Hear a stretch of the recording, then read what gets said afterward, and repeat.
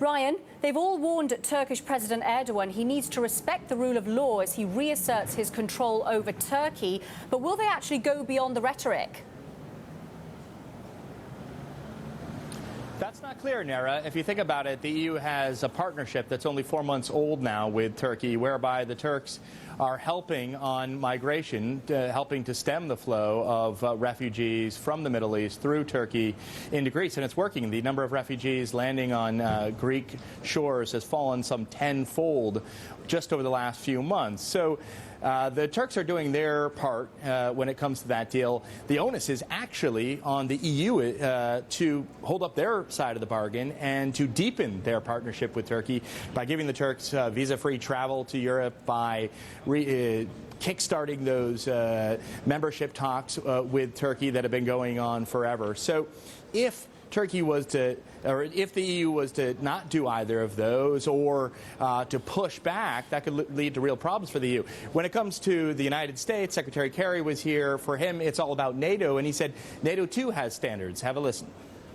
NATO also has a requirement with respect to democracy, and NATO will indeed measure very carefully what is happening. The level of vigilance and scrutiny is obviously going to be significant in the days ahead.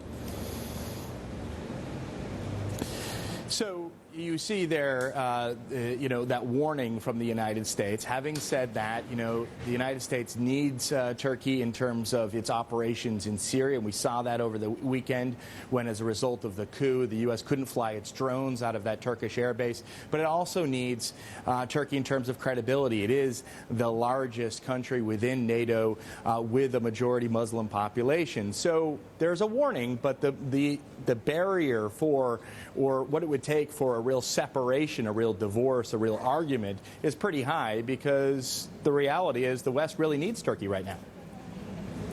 Ryan, this meeting was also Boris Johnson's first as Britain's foreign secretary. How did that go? No inflammatory comments on Turkey, I hope.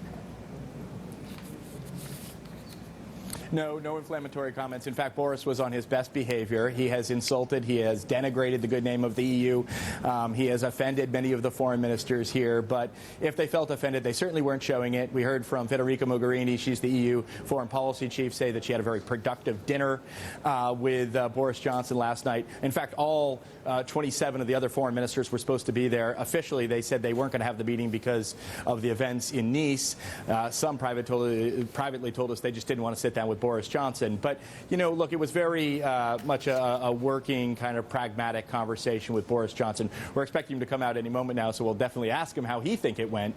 But the real, I think, also interesting thing will be to see how the relationship with the United States develops. And to that end, the U.S. Secretary of State is on his way to London, and he'll be sitting down with Boris Johnson. So we'll see where the special relationship between the U.S. and the U.K. goes from here. Ryan, is anyone asking why Boris Johnson is actually there? Does he have a role there?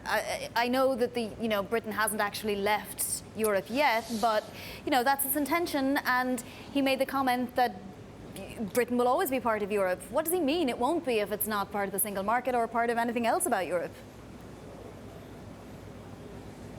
Well, look, Britain is formally part of the European Union until it exits, and since it hasn't formally told the EU that it's going to exit yet, it has at least a couple of years to do that. What they want to really know from Boris Johnson is where he fits into the Brexit negotiations. There are sort of three Brexiteers leading those talks, and I'm sure they're asking him what his role is going to be as the UK negotiates their exit. It's not entirely clear to anybody, for that matter, what that is.